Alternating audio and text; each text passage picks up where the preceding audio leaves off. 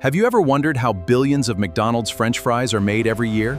From fresh potatoes to the crispy golden fries in your meal, today we're taking you inside the entire production process. Everything starts with premium potatoes. Special potato varieties are grown on large farms across North America because they are perfect for making long, crispy fries. After harvesting, the potatoes are transported to a high-tech processing facility where every potato is carefully inspected using advanced cameras and AI-powered sorting machines. The selected potatoes are thoroughly washed before entering powerful steam peelers that remove the skin within seconds. The fries are briefly blanched in hot water to preserve their color and texture before being dried with powerful air systems. Now the fries are partially cooked in vegetable oil. This step creates the crispy texture that McDonald's fries are famous for. After frying, the fries are instantly frozen using blast freezers.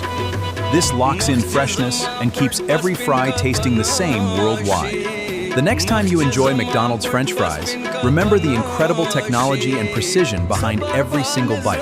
If you enjoyed this factory tour, don't forget to like, subscribe, and